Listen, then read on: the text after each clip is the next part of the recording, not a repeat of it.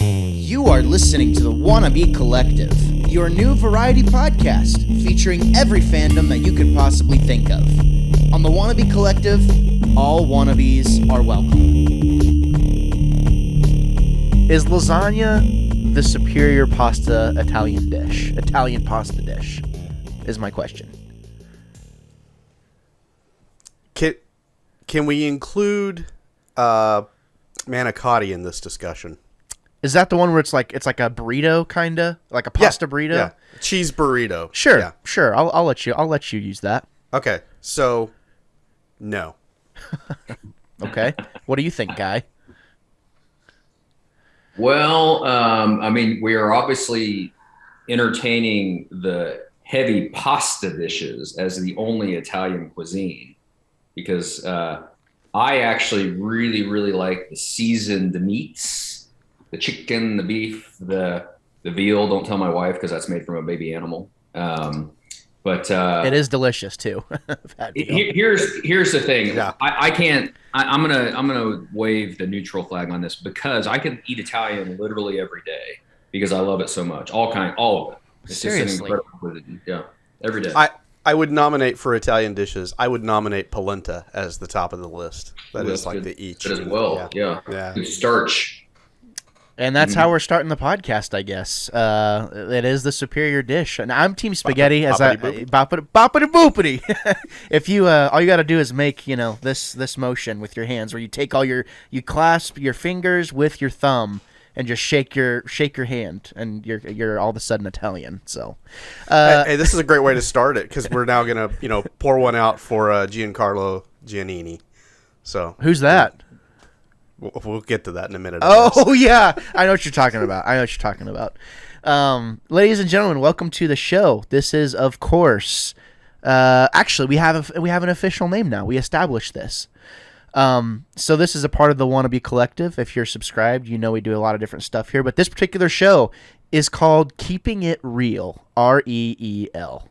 This is basically our movie show where we review stuff. Shout out to Ryan Dalton for coming up with that one. And this is the one, we do this. This is like the main show we do, I would say, over on this podcast feed. I am usually joined by more people, but they couldn't make it tonight. But it's okay, because this is going to be I think this is going to be the right amount of people for this discussion. Because tonight we're going to be reviewing Quantum of Solace, however you want to say it, the 2008 action-adventure 007 film starring Daniel Craig. Joining me tonight is Ethan Maestri, the my punch counterpart over on the Wannabe Critic podcast. Shameless plug. And also returning, we have Guy Mace, our resident Bond expert. Guy loves James Bond so much, and he loves this show and this podcast. He's actually the #1 fan. He loves it so much that he actually read the book for Quantum of Solace in preparation from this podcast. Guy Mace, can you in fact confirm that statement? That is an accurate statement. I do confirm. There you have it, out of the horse's mouth. Wow. I did not read it for this podcast, though. I read it previously. Okay. So now the truth. Well, you so have now shot all the credibility. Truth. Yeah. Now the truth That's comes just out. bled away now. Fake fan. Okay. I refreshed myself with the book. Actually, it's a short story. It's not even a book. And then in 5 minutes, the story becomes, well, I think I read it once the first year in college. It's blurry. Might have been an audiobook. Yeah. Long story short, Guy Mace is a fake fan. No, I'm just kidding. No, it's cool. I asked Ryan Dalton to join us on this show, and Caleb Henley as well, fellow wannabes. Ryan says he dislikes this movie so much that he selfishly did not want to have to watch it again. So therefore he's not there tonight. And then Caleb, he's passed on. No, he's fine. He's with his in-laws. Same thing, right? No, I'm just kidding. No, but we're going to be talking about it. I'm kind of excited. This is going to be a little more somewhat of a low-key discussion because there's actually a lot to talk about with this movie. And I think a lot of people probably saw this movie back in 2008, right? And kind of gave it the same pass off that we kind of did, because all three of us kind of felt the same way, right? Except for Ethan. I think Ethan's always liked this movie. But me and Guy and Ryan, last time we were saying, it's just not that good. It's I think someone threw around the word, as borderline terrible. That might have been Ryan. I can't remember who said that. But either way, we are going to give our review of that tonight. Before we get into that, though, let's do a little bit of catching up. Ethan, let's throw it to you first. What have you been up to, bro? Well, first of all, let me just speak to Mr. Ryan Dalton for a second and say, you coward for not showing up for this podcast. So I'm just going to lay that one out there on the table. I look forward to the Twitter duel that may or may not occur from this point.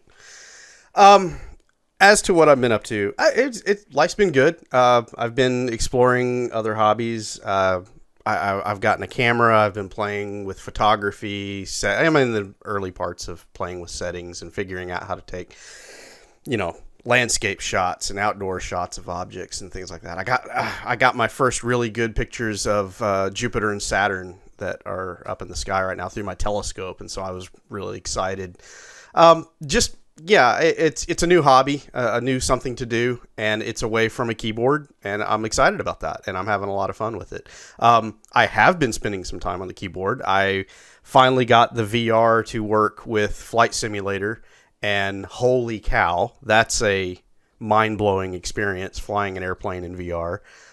They've made that game so incredible, and now that it works flawlessly with the Oculus that I have, I've been enjoying my evenings inside too. So yeah, a little bit of this, a little bit of that, and I've been having some fun. Now you picked up a 70D, right?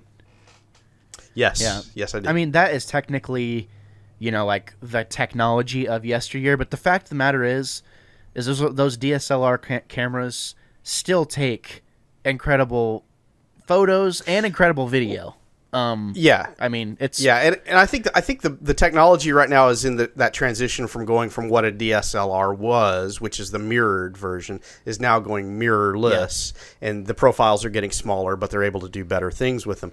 That's fine. I don't care about that. This is what I'm learning on, and I'm having a blast, getting into this digital world of photography, which I played with, an old Canon, SLR that my dad had for years, and interchangeable lenses, and I had some fun playing with that.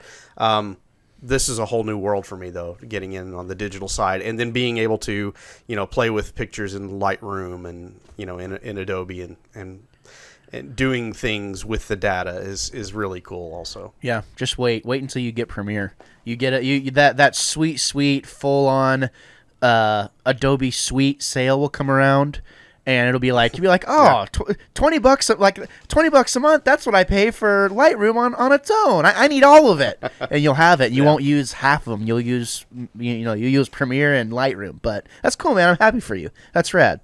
Yeah, I loved. Emma had a 70D. That's what I learned how to shoot stuff on. That's what I started YouTubing with. Actually, I started YouTubing with my Mac camera first, and then I switched to the 70D, and then about a year later, it died. But yeah, man, that's rad. I'm excited to see what happens for you with that, and I definitely want to hear about Flight Simulator more off camera as well too. Guy doesn't play video games at all, so he's probably like, God, why did I show up here tonight? Guy, what's been going on in your world, man? Well, first of all, I want to applaud Ethan there, because I think during the last little meeting we had doing this, he mentioned that he was digitizing his life. He was trying to get some vitamin D, and so I'm rooting for you, man. Keep that up. That's good stuff. So in light of that, with this time of year, this is my favorite time of year, fall. We have had just incredible weather this week, a little cooler than normal. The evenings are just perfect bonfire type weather.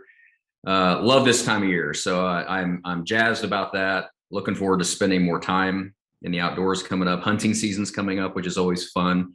Football season started. Got to go to the Chiefs game a couple weeks ago. They're a home opener, so that was phenomenal game. Last week, not so great, but this next weekend, I'm hoping for positive things. Other than that, just busy. I am still working on editing my little writing project I've got going on, and that's proving to be challenging is the wrong word, but testing to me, I guess, maybe, because I'm having to tweak some things I thought I was happy with, but now I'm not. So I'm sort of reimagining that, reinventing it. So that's proving to be an interesting process to go through, because I've never been through it before. I guess I need some pep talk from Ryan, or someone who's been through this process before. But no, that's what I've been up to, keeping up with the 4 kids, which is always a losing battle typically. So just living life, living the dream. Now, Guy, I'm not going to let you get away with it, because I know for a fact there's one thing that you go like hard in the paint with, and you're going to play it off like it's not that big of a deal, whatever. Guy Colby, because Guy Mace is the elder, the dad of the entire thing, but Guy is Guy Jr. Do people ever call you that, Guy? Guy Jr.? I'm not a junior, man. Yeah. My middle name's different, so Yeah, I go by Colby. Guy or Colby, either one, depending on who I'm talking to. So, Guy Colby is super duper into working out. You are, like, that's a thing that you've gotten into the past year, and you go to Orange Theory, right? And anyone who's ever like worked out in their entire life, you think you've worked out until you go to Orange Theory, because it is freaking hard. And there's this thing that they do. It's called a dry try. So, Guy, I'm not letting you off the hook on this one. Oh, you're gonna call me out. Oh, I'm calling you out. That's what happens on this podcast. So, tell us what a dry try is, and tell us how exactly you succeeded it. Because I saw the pictures, and you looked pretty jazzed that you completed it, and I was happy for you. Because that look that you saw was a look of disbelief, a look of just absolute joy that it was over, that the pain was behind me. So, so a triathlon, dating back many years, maybe back to Greek times. I kind of think that came out of the Olympics, maybe kind of like the marathon. But it is a tri-party sporting event made up of 3 different events. The traditional type that we know, at least that's typically done here in modern times, consists of swimming, consists of biking on the road, and then consists of running. Well, a dry try in a gym, at least in the Orange Theory version, consists of rowing on a water rowing machine, not actually in the water, but a machine. This one consisted of 300 reps on the floor of body weight movements. So burpees, squats, all other types of very miserable, unimaginable ways to move your body around. And then finalized by a 3.1 mile run. So that's a dry try, and you try to do it, obviously as quick as you can. I had never done it before, so I didn't really know. Yeah, I didn't have a benchmark to shoot for. I just went as hard as I could. And you did it. I did it. Yes, dude. I did. Round of applause, if we could. Yeah, that's so cool. That's rad. That sounds exhausting. It was more than exhausting. It was painful. There may have been some blood involved from multiple places, multiple orifices. I will say this that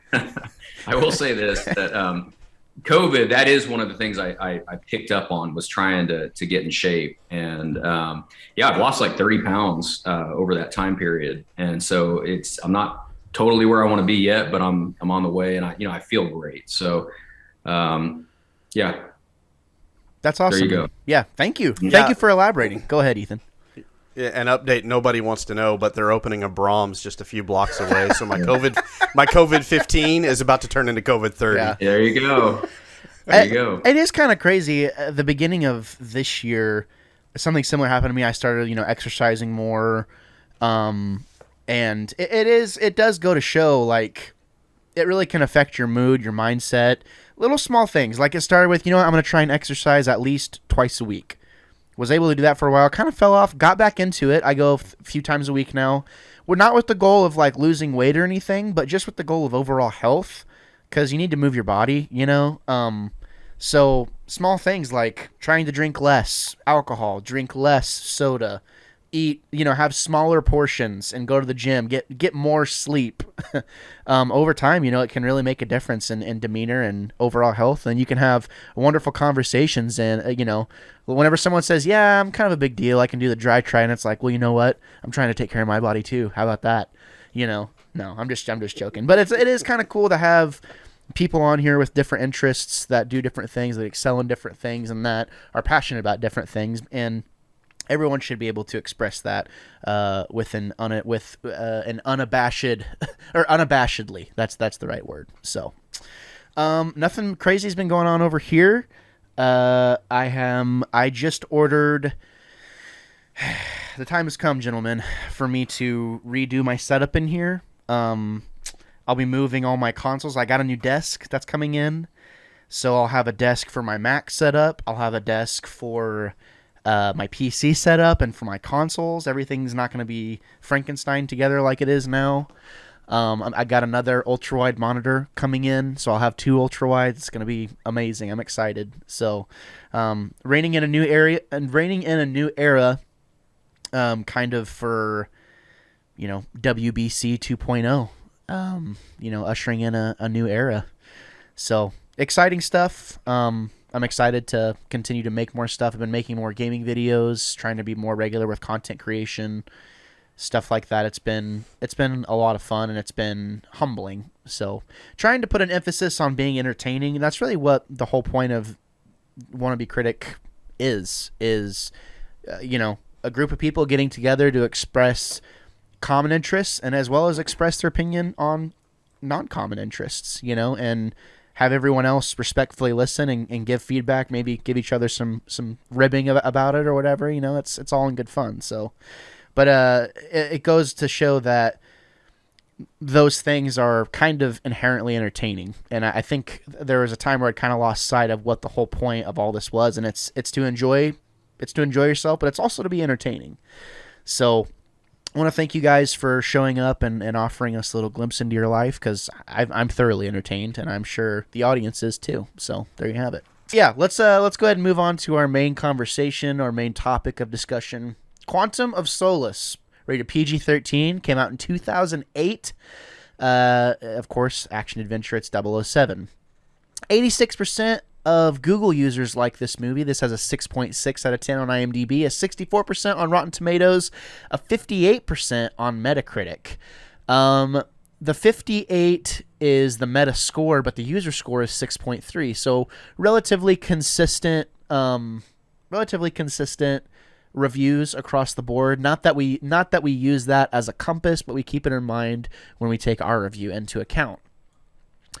I had not seen this movie probably in 10 years. It's been a long, long time. And I think this might be only the 3rd time that I've seen it. The description says, following the death of Vesper Lind, James Bond makes his next mission personal. The hunt for those who blackmailed his lover leads him to ruthless businessman Dominic Green, a key player in the organization which coerced Vesper. Bond learns that Green is plotting to gain total control of a vital natural resource, and he must navigate a minefield of danger and treachery to foil the plan. Guy, I want to throw it to you for a second. Does this have any correspondence, whatever you want to say, to the novel? So I did this last week. I'll do it again this week. It's funny. I hadn't read this book in a while. And so I actually had trouble finding it on my shelf. I thought I lost it. And the reason is because the title of the book is For Your Eyes Only, which Bond fans know, at least from the movies, was a Roger Moore classic. Great movie. But the reason why Quantum of Solace is not listed here is For Your Eyes Only and Quantum of Solace and 3 others are all short stories that were written by Fleming. They're not even novels. I think Quantum was probably a 30 or 40 page short story. So that was kind of interesting. I almost got on eBay and reordered it, and I was like, well, maybe it's in that short story book. I couldn't remember. So anyway, that's where it was. So to answer your question, though, the movie has absolutely nothing to do with the short story. I mean, nothing except for the title. I think it was purely an effort, following what they did with Casino Royale, to grab one of the very few titles left of Ian Fleming that had not been used. Very quickly, the literary Quantum of Solace is James Bond having a drink with the governor or some political ruler in the Bahamas, I think it is, one of the Caribbean islands, and they're just talking. It's a conversation, the whole story, and the governor proceeds to tell Bond kind of a tragic story of a British guy and his wife on the island, and that's it. It's just a conversation between two guys. I mean, it's mildly interesting. I think Fleming was just kind of playing around with the short story concept, but it never really went anywhere. And there's a reason why they've never made a movie out of the actual story of Quantum of Solace, because it would be ridiculously boring. That makes so it's a story about a British guy and his wife. It's a tragedy. Mm-hmm. So you could tacitly link that with the continuation of Bond dealing with the fallout of his relationship with Vesper from the first movie. Yeah? Well, that's a stretch, but yes, Okay. good job. That's right. Yeah, but it's the story itself has nothing. I don't need your pity on this podcast. I really don't. Trying to be positive, but no, it really doesn't have anything to do with, and it's a complete opposite of what we saw with Casino Royale, which pretty closely followed, starting with the casino scene. The rest of the movie followed the book very closely, but this has nothing to do with the book. I do have a question for you guys. Had this been named something different, the title of this, do you think it would have been received differently? Because here's the thing. Quantum of Solace. Right? Okay, what is the definition of solace, whatever you want to say? This is what Merriam defines it as: to give comfort to in grief or misfortune. To give comfort to in grief or misfortune.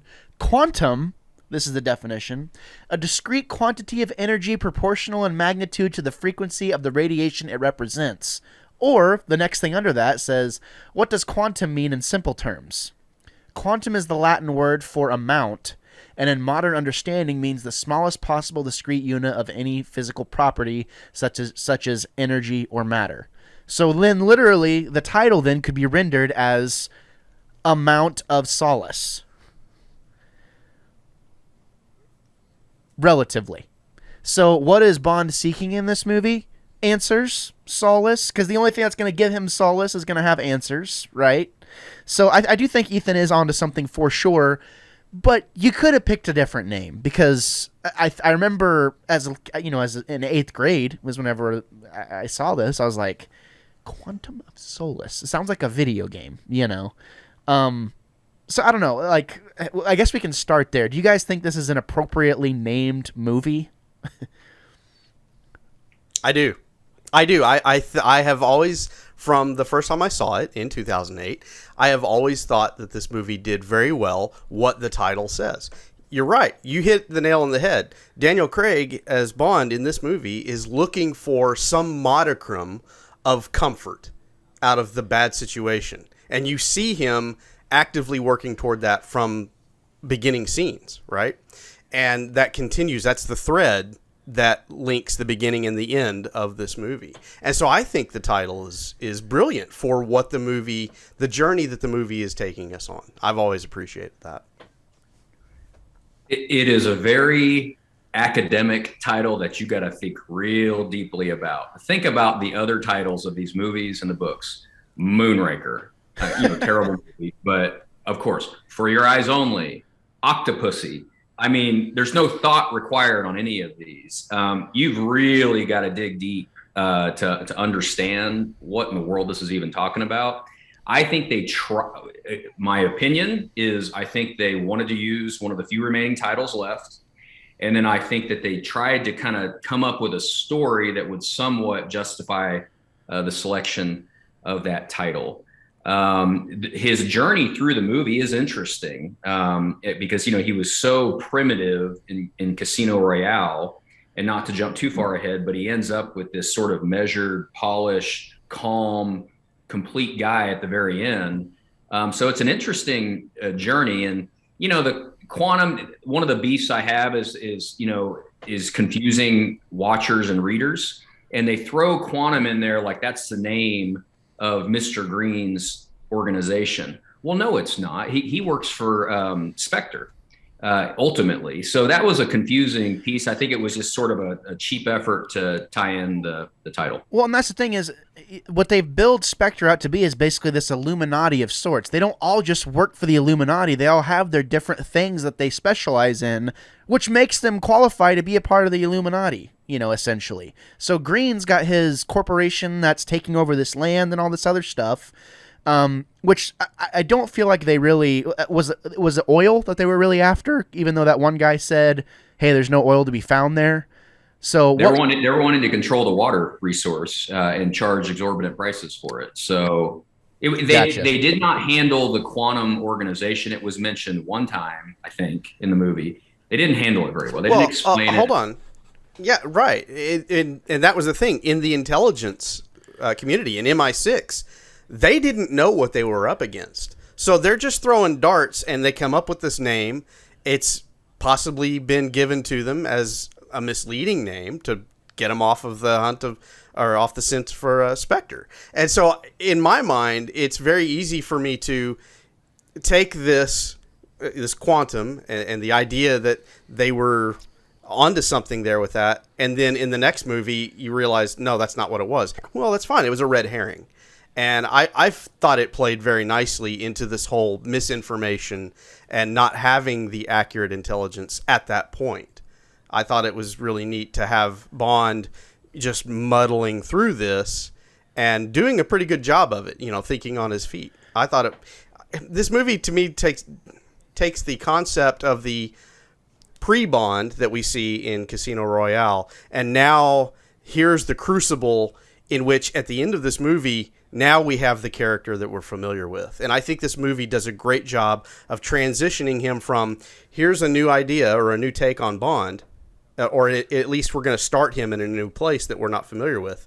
And then by the end of this second movie, now we have a franchise. Now this is what you have always known before, and we're going to continue to tell some stories with this version of him. And I think this is a great transition movie. I think, Guy, do you have any retort to that? Because I have a thought. I agree with everything he said. I just think it was a poorly chosen title for the movie. I think they kind of forced it. And I really think it was as simple as grab a title that hasn't been used. Now let's make that make sense. And yeah, I think it could have been done better. I would have preferred that they hadn't named it that. But do they tell you outright that, like, hey, we're after the water? Like, they're obviously after the water here. Do they tell you that, or do they infer? Because I remember seeing, kind of the villages around. They're like, oh yeah, like, you can't really find water. Like, you can't really. Is that basically how they told you and how they revealed that information to you? Honestly, you spend the majority of the movie thinking that it's oil that they're after. And it isn't until, David Harbour's character reveals that there's no oil out there. There's nothing out there for them in that regard. And so you're left wondering, well, what's so important that they're doing all this maneuvering for? And then you realize, oh, it's about the water. That's the resource. And it's extremely valuable. And that's the other thing I love about this movie is it was about, 5 years or so ahead of its time. But the world we live in now is very quickly coming to the realization that water is a resource that countries may have to go to war over. And so the relevancy of what the villain is doing in this movie is something that I think has definitely aged far better than the movies in the past where it was gold or oil or whatever else that you had as a resource, or nuclear weapons or whatever. This one has aged quite well, I think, as a plot device for the villain's motivations. I had a similar thought. I thought this movie was way better than I remember it being.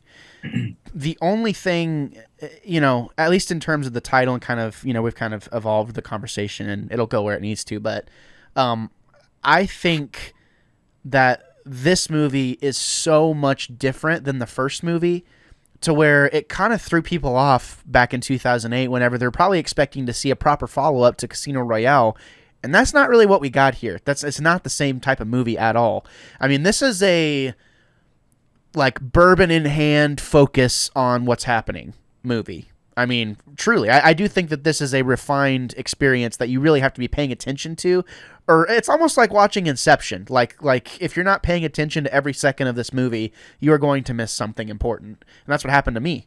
But that being said, in the context of where this movie fits into the entire series, you kind of start to realize, like, oh, Lashif was the first piece of this organization, and he's connected us now to Mr. Green, who's also another piece of this organization. Now we're kind of seeing the bigger picture here as to what's going on, and you don't really realize that that's kind of what happened.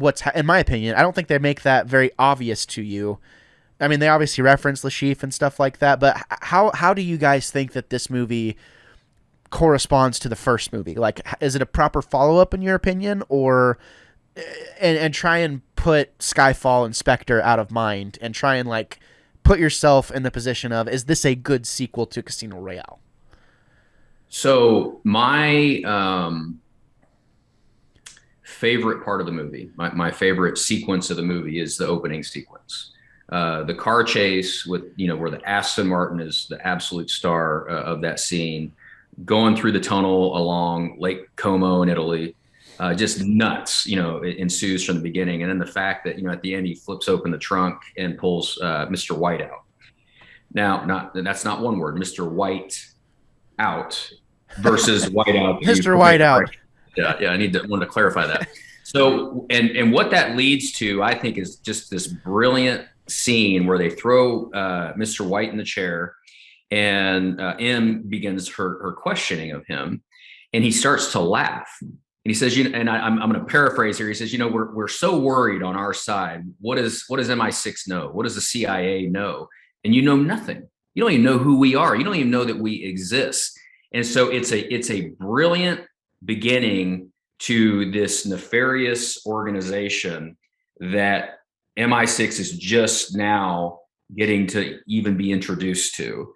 And it ends up being, this nefarious, multinational, multi-headed Hydra organization that is just everywhere and is evil and is just diabolical. I love the way that this movie introduces you to the broader, again, what will eventually become known as Spectre, the ultimate villain that the MI6 in the world is against. Yeah. From my point of view, we would not have talked about Casino Royale as being such a great, Bond film without this movie being in existence. Because this movie, to me, informs us and gives us more of the character that we were introduced to in Casino Royale, and then picks up that football and carries it further. And if you did not have this movie, then you would have Casino Royale, and then you would have Skyfall, and it would make sense. And so this movie does a great job of developing the Bond character because it is a direct sequel to Casino Royale. I mean, we pick up literally in the following minute. Mm-hmm. Yeah, the minutes following. And then we go from there and we see the journey that this Bond is going on. And it makes sense so that when you get to the end of this movie and then you see him in Skyfall, and it's got to be, several years later when we pick up with Skyfall. But that character makes so much more sense in Skyfall because of all of the beats and the little nuances that we got to explore about Bond's character in this movie and how he deals with Vesper. And then we start to see, this is why I also feel like it is a great Bond film just on its own merits. We get to revisit things that we have seen in previous Bond films. We get beats of it, shades of it in this film, like, with Gemma Atherton's character, Miss Fields. Yeah. And she's, he finds her in bed covered in oil, which was a total callback to Goldfinger, And so we got to see little beats like this from Bond films that we're familiar with. And it is cerebral. I will give you that. And this was coming at a time where, people were used to keeping up with Bourne films, the Bourne Identity and the plot changes and the twists and the little details. So I think that's what the director, which I forget the director's name. It is. Gabe, I don't know if you got that. I got it. It's Mark Forster. Yeah. Forster. Yeah. And he was relatively new. He only had a handful of credits to his name prior to making this movie. And I think he brought some of that Bourne Identity thinking into this film. It's the shortest of all of these newest Bond films. It's only like an hour and 45 minutes. And it's a lot of action that's packed into it. But there's a lot of cerebral storytelling that takes place as well. And if you aren't paying close attention, you might miss a detail here or there. But there's a lot of action to keep you interested if you aren't, fully invested in the story that's being told. I think it has a nice balance to it. And I don't think you have as strong a franchise if you don't have this film. It was a necessary transition. Doing what they were introducing a brand new actor playing Bond. They wanted to have a new take on it. They wanted to bring in an old subject matter of the Spectre organization and tell a full story across 5 movies. So it was a necessary bridge between the his introduction in Casino to the more developed story. But I'm hearing a but there. What's missing? So it's interesting that I like Gabe. It's not been a decade since I've watched this, but it had been years since I had watched this movie because I didn't like it initially. And so I went back and I watched it in the last couple of days and tried to ask my question, why do I dislike this movie so much? Because I love that opening scene. And there's several other really cool scenes later in the movie that maybe we'll talk about. I'll pin it why I hated this movie initially and why it still, for me, ranks as the least appealing of the Craig era movies. I think it is objectively the weakest movie out of all of these. Yeah. Okay. But it's not bad. I guess it's not bad. Here's the quantum of solace I'm after.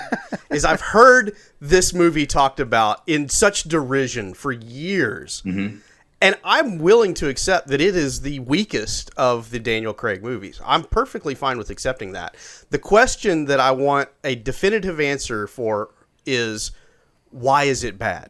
Or is it bad? It's a question. Is it that bad? It's a question of relativity, Ethan. With Casino Royale, we were handed, pun intended, an Aston Martin of a movie.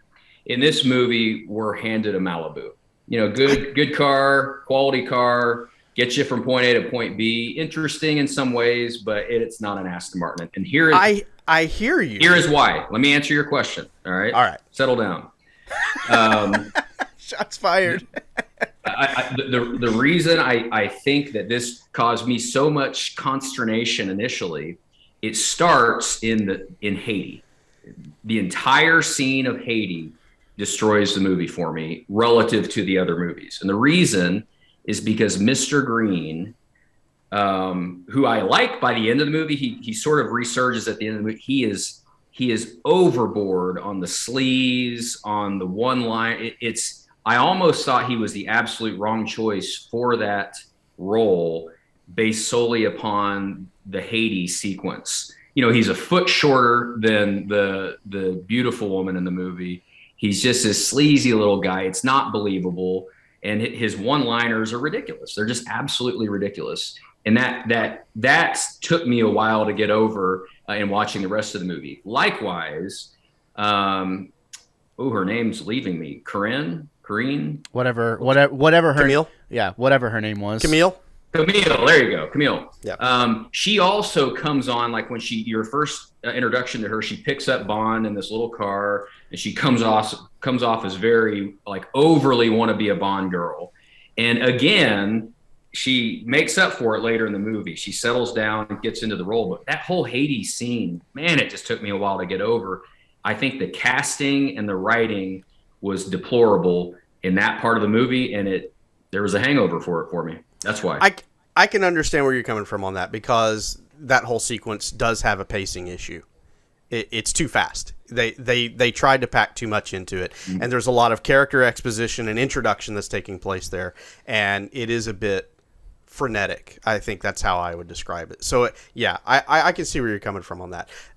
Dominic Green, though, I feel like is if there were real world villains like that, and there probably are, that's probably what they act like. They're businessmen. They're normal people in a crowd. Mm-hmm. But you have a conversation with them, and inside of a couple of minutes, you feel like you need a shower. Mm-hmm. And I really do feel like that he nails that aspect of that villain. I tended to like it. So he comes back later in the movie, and I'll tell you when he was back for me literally at the very end. He walks in at the climax of the movie. He's eating an apple. Like, I don't really care what's going on. Oh yeah, here's a briefcase with tens of millions of euros in it. Whatever. Hey, sign this. Oh, you don't want to sign? You don't like the terms of the contract? Well, then don't sign it. We'll just kill you and replace you. I mean, he totally resurges by that point in the movie. Great. Yeah. That Haiti sequence is terrible. Terrible. Yeah. I want to. Yeah. And honestly, I feel like he does a great job from the first time he hits the screen as being a Blizzard Activision CEO. That is a nerd joke. Sorry, guys. That's topical. I'm sorry. Yeah, it's topical nerd.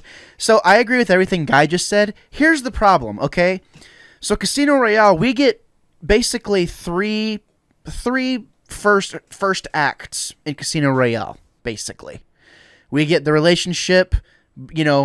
We get the exposition of who Bond is. He's kind of this loose trigger guy, whatever.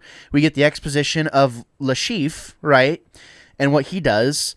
And then we get the relationship exposition for, Vesper, basically. Kind of one right after the other.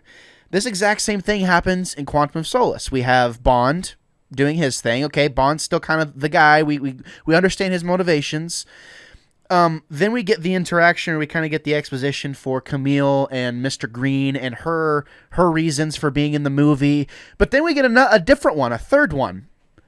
And that is the relationship between Mi6 and Spectre in its infancy and trying to figure out what that is. Because we see, and as well as kind of, Mi6 dealing with James Bond as well.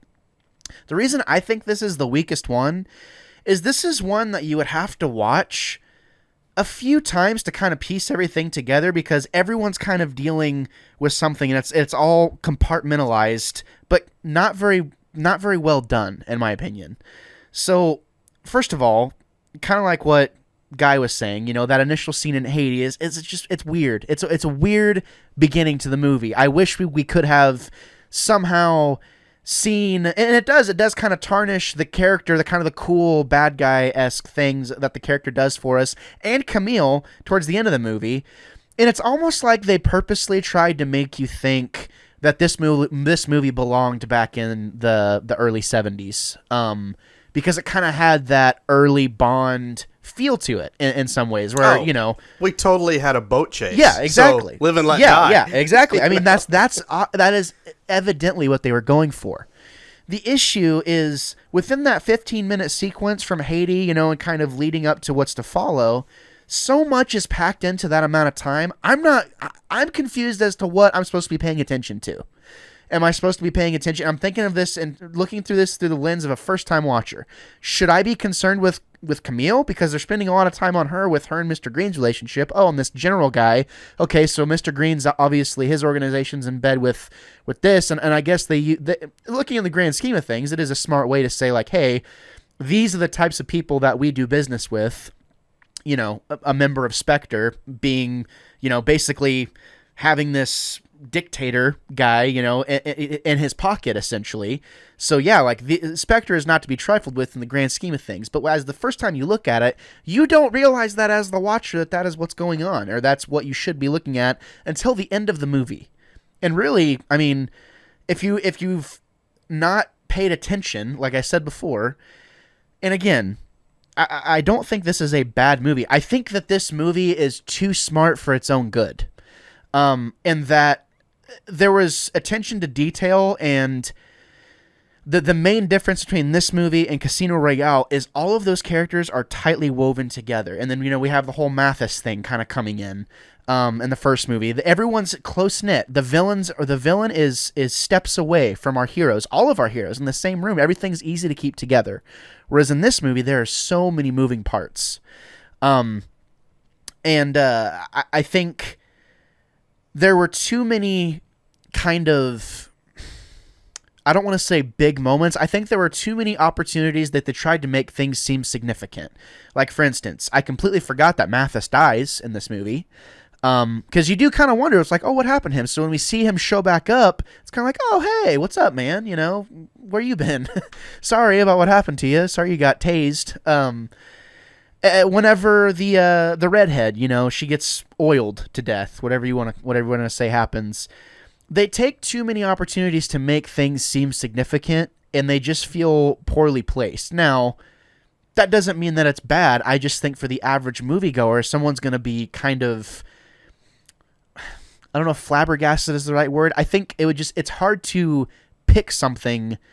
I think it's hard to focus on everything that's happening all at once.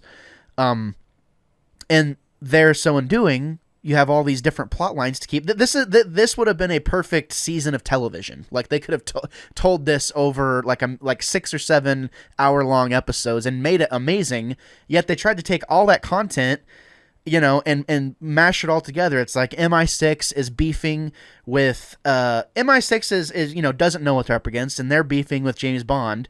Bond's kind of doing his thing. Bond is really the only consistent thing throughout this entire movie, in that we recognize what he should. You know, we recognize what he is doing. But I asked myself the question, it's like when the redhead shows up, I'm like, well, I thought Camille was going to be the Bond girl. Like, you know, where's she at? And then we don't see her again for a while, right? So I just think there's so much going on.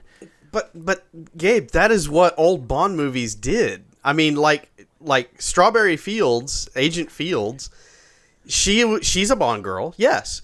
And she does a very small role, and Bond does his thing, and there again, Bond is getting into character, becoming the Bond that we know from the past movies. And then once her bit is done, then she's dead.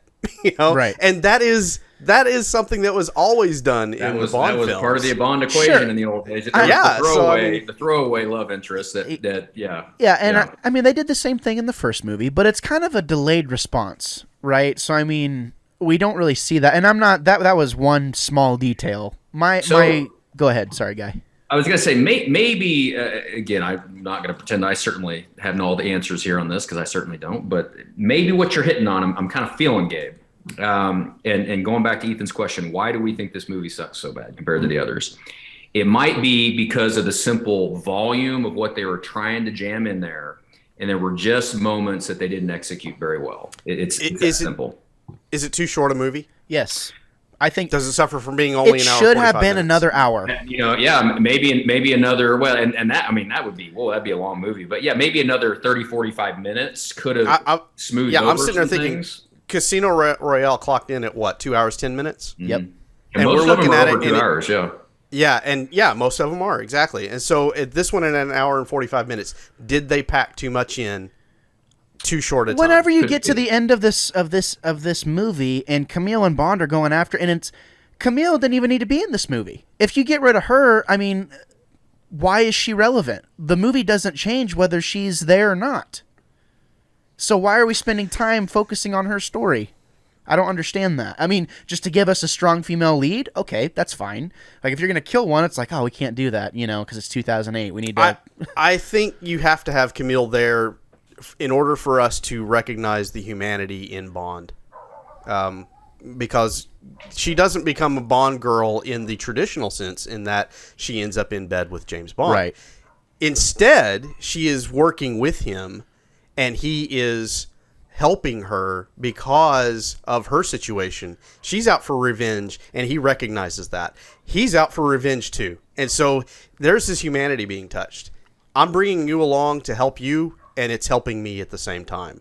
Whether it's directly helping him figure out information, which it's not, but it is helping him emotionally to cope with what he's dealing with by helping her. And so I feel like that's why she's there. I think you're right. And maybe I'd word it a little differently. She's not necessary for the story, but she's necessary for the character of Bond. Yeah, that does make sense. Yeah. Yeah, and there's several, like, and again, at the very end of the movie, when they're in that crazy hotel and it looks like, you know, literally they're going to die by fire. The way that he, you know, caresses her and holds her and comes to her defense on multiple occasions, that's Bond. And again, that is that evolution from this basically rough rookie animal to the full character that we know and love. So I think she was necessary in that regard. I'll say this though. One character I struggled with in this movie as well was Mathis. I thought that he played very well in Casino Royale, sort of that nonchalant, got all the answers, I got all the connections. Hey, you want another glass of champagne kind of guy. This was like this really emotional. I don't know. I don't know that he played that very well. And it did feel like the writers realized he was great in that scene on the airplane with Bond when they were talking about. I have a pill for everything. Yes, yeah, mm-hmm. and that was great. Now I loved him there, and then the way they just dispose of him at the end feels like, well, they could have held him out for something else later on down the road. So just end his scene. Yeah. You know, have him part ways once they arrive. He gives him his in or his information, and then he's out. But to have it go a little bit further and then end up killing him, I didn't feel like it was awkward. That was treated. Yeah, it was a bit awkward. Yeah, and so you're telling me in a 20-minute span of time or a 30-minute span of time, Bond goes from kind of being this heartless whatever, throwing his buddy in the dumpster, to all of a sudden, actually, you know what? The name is James Bond. You know what I mean? Like, that was weird. That Mathis was one of my points too. I was like, why are you here? I thought you were dead. Why are you here? You know? Yeah. So I think that's another one of those things. They try to make something feel significant. It's like, oh no, Mathis is a part of this still. You know, it's like you could have had, if you're going to kill him anyway, you could have had some rando do it. Make the redhead some girl. You know, you could like Ethan was saying, you could have used Mathis. Have Bond be like, oh crap, my credit cards aren't working. Call Mathis and he'd be like, you know what, bro, I got you. Set her up with the redhead. Redhead gets him into the stuff. Boom, and then kill her. Done. Like I don't know. There was needless time wasted. I mean, I agree. You almost sounded like Seth Green in what's the Austin Powers movie? I've got a gun in my room. Yeah. Anyway, I hate you. Oh, now Austin Powers. Those might be some fun movies to review after this Bond series is over. Oh man, the first one, yes. The other two, I tap out. Yeah, they're pretty. They're pretty raunchy. I don't think I ever even saw the third one of those. It lost me on the second one. Goldmember. Goldmember's the bomb. Diggity. Oh, is that the third one? Yeah. Goldmember's better than the middle. The middle one is awful. Yeah. I withdraw my statement. I have seen them all, unfortunately. Yeah. Can I talk about things that I like about this movie? Let's do it. Wait. Yes. Oh. Yes. Wait. I'll. Yes, Ethan, you may proceed. Thank you, host. I appreciate that. No, I'm just kidding. I'm joking. No.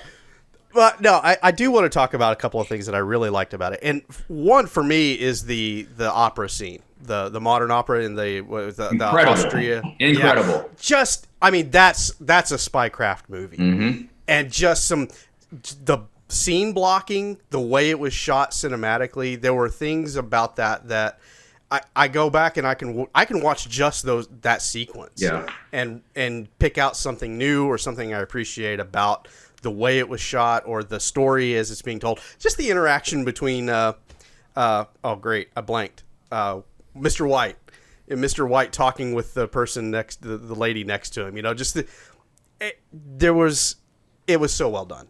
And say what you will about the movie, you can't say there's a whole lot of things wrong with that scene. And the way it plays out there at the end with Dominic Green, you know, he can't see me, you know, and just that very villainous, you know, the way that unfolded was great. And then two, I wanted to do a shout out, since we were talking about Microsoft Flight Simulator earlier, the DC-3 sequence in Argentina, I thought, or is it Chile? Bolivia, out in the desert, or the Atacama Desert, or whatever it is. That sequence I thought was a lot of fun. Also, I mean, totally unrealistic, but a lot of fun to watch, and I really appreciated the action in there as well. And the Aston Martin sequence at the beginning is, you know, chef's kiss. Cool. So you, Ethan, you stole one of my comments. I was going to harp on about that opera scene. I love that scene so much that this book that I've written, it actually served as inspiration for a very important scene in this book and an ongoing scene in future books. Well, now I'm interested in reading it. Well, that's good. That's what the point of being mysterious about it. Yeah. But yeah, I think the way, and I'll give you a hint, what is so cool about that, and it's so Bond, is, okay, these people could meet somewhere, obscure and dark and whatnot. In fact, they do that in Spectre. But what are they? They're out in the open. They never interact with each other. And it's so cool. And it's just a way of carrying on business amid this super high class, incredible environment. It's so cool. And yeah, that's one of the definite high points, if not the high point of the movie. Yeah. And I almost feel like when Christopher Nolan released that long preview of Tenet before we knew what that movie was going to be, was in a theater setting like that, and I was definitely having callbacks to Quantum of Solace in seeing that trailer when that movie was first going to be coming out. So yeah, I feel like that is for me, it's one of the top Bond movie sequences. I mean, I put that one up there. To me, it's quite good and would certainly be in my top 5. It's great. And also a very subtle point. And I remember thinking, man, that's cool. The way the cinematography, the way they did that at the end, when he calls them out, he's taking pictures. And as they all are fleeing, that scene where Bond's by himself and he comes down and he meets Green and all his goon squad. And if you notice the way Bond's standing there, it's that classic to the side, all tucked out, just looking like a BA. I mean, it's super cool. And so that was they made up for Haiti in that scene. That's for sure. And not to mention too, like whenever the opera kicks in, it's cutting back and forth. Me being like a cinematography nerd, and someone who does a lot of editing, like watching them kind of take those scenes and cut back and forth to the opera as things significant in the opera are happening. And there's not really any dialogue. There's no noise being made on the the goons end of things until the gunshot. So you're really like kind of sucked in. You're like, oh, this is dope. Like it feels very one of the times where the director was literally like, this is significant. Let's make it feel like it. And that it really lands. The only problem is that the rest of the movie, he's like, this is significant. We need to make sure this lands. So, but that is by and far like my favorite. Also, the scene with the double agent, right, where he's chasing Bond and like they're tumbling down the scaffolding and stuff, and Bond comes around and points his gun at the camera, and they don't ever show that. I don't think they ever show that agent dead, but do they? You know what happened. You know what happened. Yeah, I mean, you know what happened. No, it immediately cuts to a title sequence after that. Yeah, doesn't it? It was rad. Yeah. So no, and that's the thing is this movie. And we've talked about it for the last 45 minutes or so of why you guys don't think it's awesome, and maybe I'm overstating. Maybe that's not really the discussion we're having, but there are moments throughout this movie in which you can tell it is a Bond film, and I got to give credit to the director because he came into this not really knowing Bond films. He'd never shot anything like it. And I think he had the right people around him, at least. If he didn't know what he was doing, then at least he had the right people in his ear telling him, we need to sprinkle in moments like this so that people can look at it and they can say, yeah, this is a Bond film, and I accept it as that. Whatever else it also was, you can tell it's a Bond film. I think it belongs in the pantheon. It's one of those things where it's like, whenever you stack it up against... personally, I think this goes in the same class as Spectre. I thought Spectre was just fine. It was still cool. And who knows? Maybe I only watched it once. So who knows? Maybe I'll feel different the second time I watch it. I think if you take everything that's on TV, the worst Bond movie is still going to probably be the best thing that's on TV to watch. So it's one of those things, I think you come at it from an angle of, no, they're all awesome. They're all cool. But which one is the most, I don't know. It's almost like Star Wars. Like, I don't know. Like, for me, some people say The Last Jedi, right, is like, yeah, okay. Some people hate that movie, but more a better one is probably The Clone Wars, right? Like, or Attack of the Clones, excuse me. if that is on, if I was watching TV and like there was nothing else on to watch, or even if there was something else on to watch, it was like, I don't know, it's still Star Wars. Like I'm still gonna watch that. And I think that's kind of how I feel about this one. But this is obviously a way better movie than that. But kind of fits into the same. I view it kind of the same, if that makes sense. Go ahead, Ethan. How dare you? I'm just saying. How dare you put me in the position of saying Quantum of Solace is like The Last Jedi in that it's reviled by most, but loved by some. You're a grade A class 1 jerk for that. Thank you. That's what you get. That's what you get for ever defending something that I'm not crazy about. No, I liked rewatching this movie a lot. Like I enjoyed it. I would never, like I said, I don't want to have to focus so hard on everything that's happening. I definitely think this is a theater experience movie, for sure. But kind of Casino Royale, like it's a little more low key. And I do think... Well, it's a very simple story, yeah, Casino Royale. Very simple. Like there's a lot of moving parts, yet it's still easy to keep track of everything that's happening. And you can't say that for this movie. Like you can't. So I don't know. I think my positives, I think all the performances are really, really well done. Judi Dench is awesome in this movie, in that she kind of takes on that maternal role for Bond, and I like their relationship a lot. Yep. It's almost kind of like, oh, Guy, you have kids, you can attest to this. It's almost kind of like, you know, you'll let one kid not get away with one thing, but for whatever reason, the other kid somehow gets away with whatever. You know, that's just what happens. Yeah. And I think that's a good scene. I'll throw this into your commentary there. That's total evidence of that. Probably the best of the movie to illustrate what you're talking about is the point where, and I don't remember the guy's name, the guy in Haiti that he goes and ends up fighting right at the beginning and kind of assuming his role. And he told M, he's like, well, he was a dead end. And M immediately knows what that means. She's like, oh, great, he killed him. You know, so it is like, it's like her child, and she knows what his lies are, and she knows, you know, when he's trying to spin something off, she knows him because it's like her kid. So yeah, love Judi Dench in this movie. Yeah, same. No, and like I said, I think you could have taken any of these plots and focused just on those, or had two of them, you know.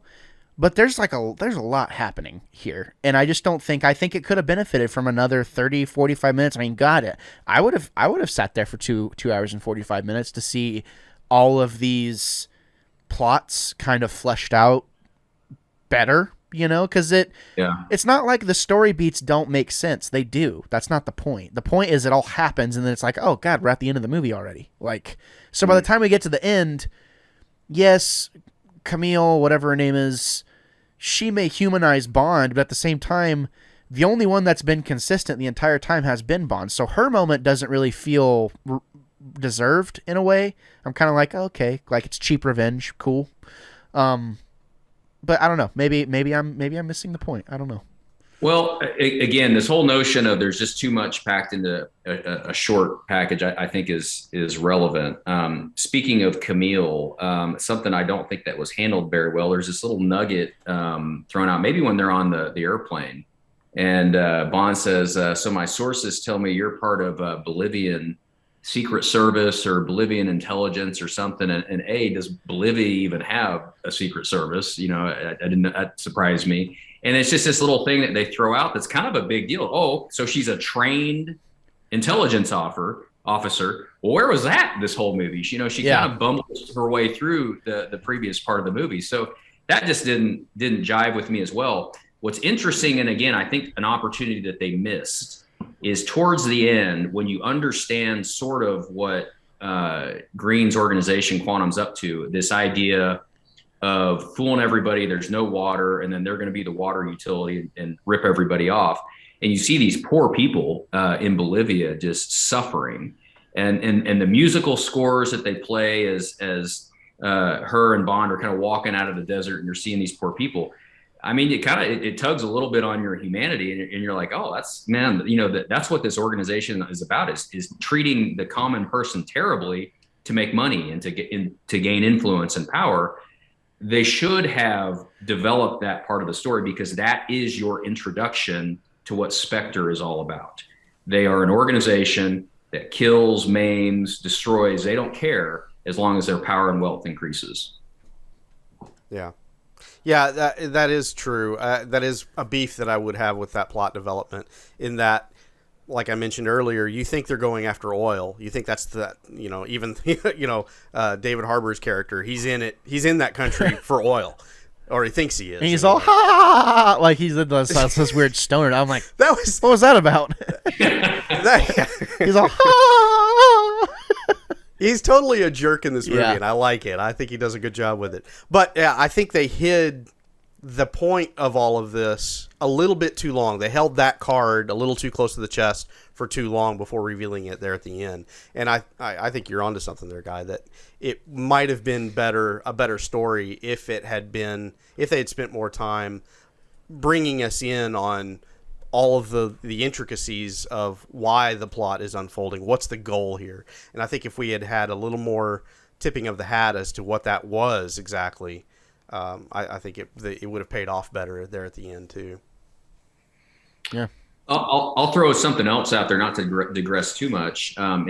So this came out, what year was it? 2008? Yep. You guys remember when the first iPhone came out? 2000. Shortly after. It was actually right before this movie. Right before. Okay. I think it was 2006 when the first iPhone, 06, 07 timeframe. So what's interesting, and the reason I bring that up is I remember sitting in the movie theater watching this when at the very beginning they take a currency bill. I don't know if it was $1 or €1, and they throw it on that table, and the table comes alive. I mean, it's super, even watching it today, it was still pretty cool.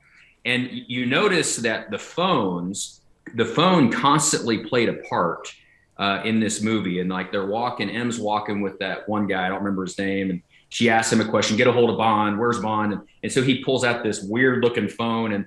And so it was kind of a nod to the time, I think, that because the iPhone just hit the scene, and it, as we know, it changed the world.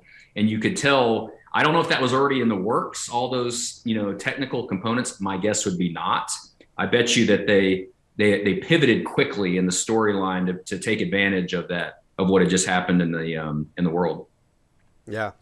Yeah. And this was also right before the economic crash too.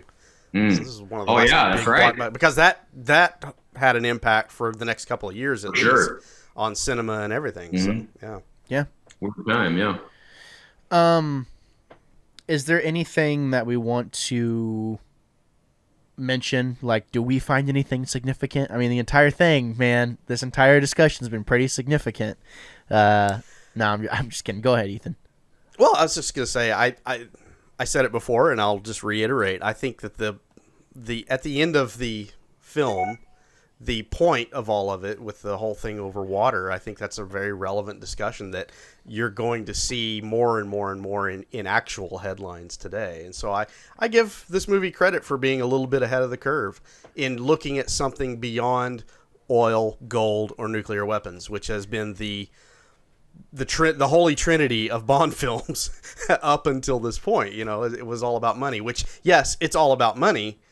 It's the economy, stupid, but they found a nice way of making it different than anything that had been presented before. And I thought that was, inventive. Well said. Guy, what do you think? Well, I just want to say again, after really taking a long hiatus from this particular movie and then watching it as a result of getting ready for this, I'll be honest with you. I do like it less than I used to. And you like it less? I dislike it less. I'm sorry. I dislike it less. Thank you. Yes, I was like, I am thoroughly confused. Yeah. Okay. Sorry about that. Yeah. And again, in the full spectrum of all the Bond films, it's definitely not the worst one. It's still my least favorite of the Craig films, but it does have its high points. One little notable Bond nerd note, an interesting thing about this movie. Did you know, and I think I'm right on this is the only movie that Bond appears inebriated in. On the plane? Yeah, on the plane. Yeah, he's he can't even remember what he's drinking. He asked that. Yeah, he's wasted on the plane. I think he had 6 or 7 of those martinis or whatever he was drinking. Yeah, that's the only one where he's actually drunk. Wow. and not poisoned. Right? Yeah. Okay, right. I'm with you. Yeah, he was definitely poisoned in the last one. Definitely poisoned. He looked drunk, before. but no, he was poisoned. Yeah, He was poisoned, but totally different. Not the same. Totally different. Yes. Nerd. No, I'm just kidding. Yeah.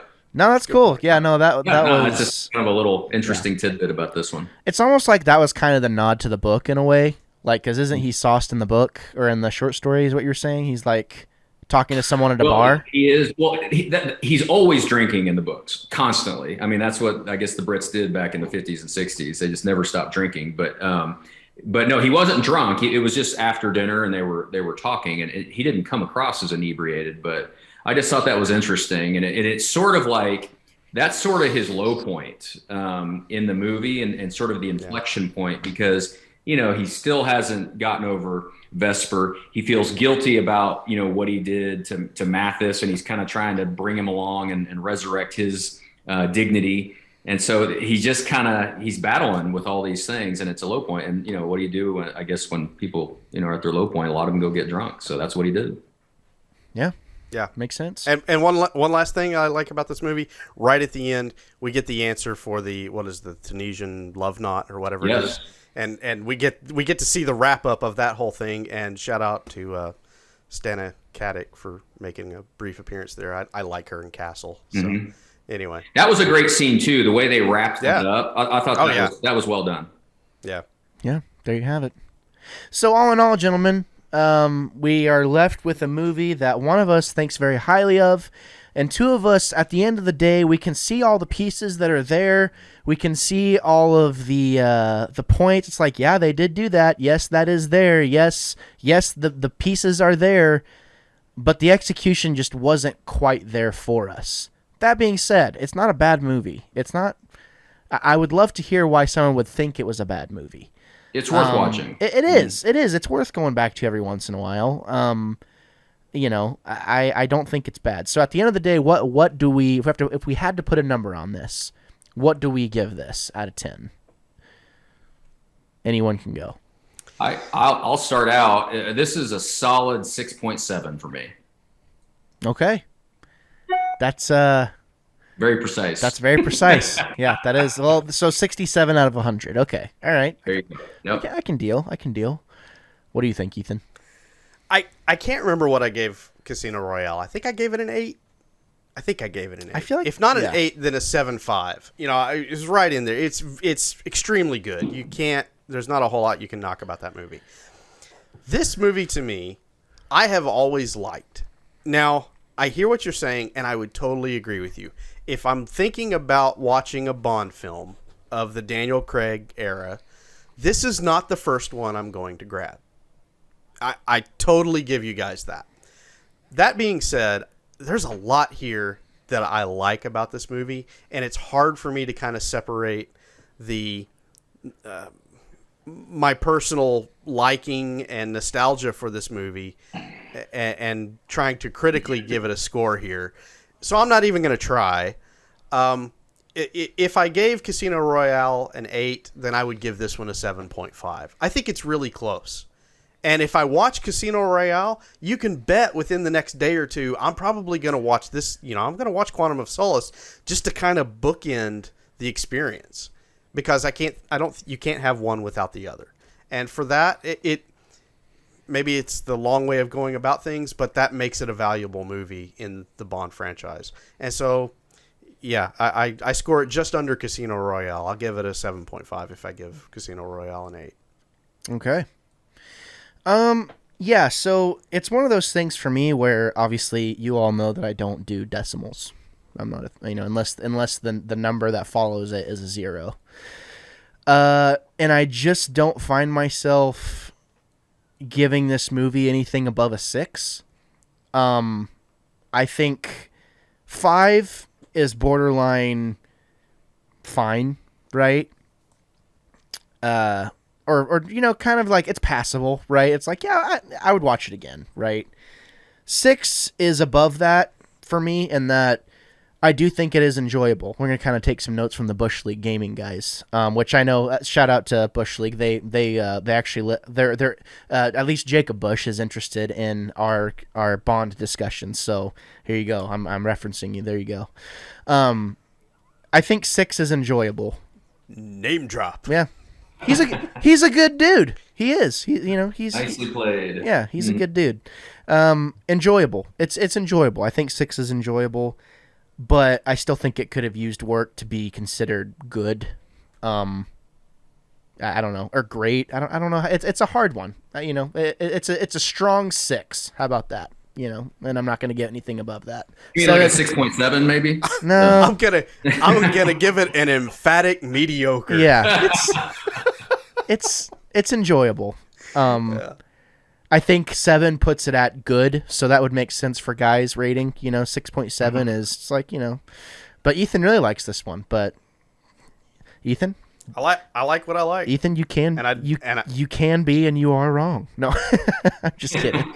and I don't like Last Jedi. Yeah, so it's okay. I know we're never gonna agree on that one. That's fine. Another one in the books, gentlemen. Quantum of Solace. Is that a Star Trek movie? I kid. Come on. Okay, guys. I was like, whoa. I was like, Guy is not invited back next time. No, he is not. No, I'm just kidding. No, another one in the books. Daniel Craig's, saga. The second one is in the books. That's great. Next month, Skyfall. Gentlemen, are we returning for Skyfall? That's a good one. I'll return for that one. Yeah, sure. I think that's probably my favorite one out of all the Bond movies. Good one. So, or I've at least seen that one the most. I think I went to the theater like 4 times to see that one. Really? Yeah, there was a time period where I was going to the theater. Like, if I really liked a movie, I'd go. That was whenever I first started getting money. So I would go and I would go to the theater. I think I saw The Dark Knight Rises like 12 times or something like that. I was going to say, yeah. It was 2012 also. So you had Dark Knight Rises, you had Avengers, and you had Skyfall all in that year. That was a great good movie year. For all of those, yeah. Mm-hmm. Yeah. Well, there you have it, ladies and gentlemen. If you're listening, if there's any ladies listening. Definitely give us a follow on social media. We would definitely appreciate it. If you have any thoughts that you would like to be read on the show, you can email us at thewannabecollective@gmail.com. Guy, thank you so much for joining us. Ethan, always thank you very much for joining us. And until next time, next month, gentlemen. Of course, we will be starting back in with our Star Wars movies on Keeping It Real, I believe, in 2 weeks. So in 2 weeks, you'll have more Star Wars stuff. The goal is to have another episode of Beer Bros out, East Side, next week. But that still is yet to be seen. So hopefully that happens. I'm not sure yet. They haven't sent me one yet. So either way, it's been a lot of fun, gentlemen, to talk Bond with you. Until next time. So plug your handles, do your stuff. Ethan, I know you probably have handles to plug, so go for it.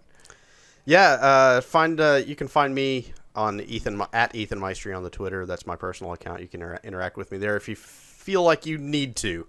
Also, you can find me doing another podcast with one Ryan Mazzacco, that is Drive Back the Night, an Andromeda series podcast.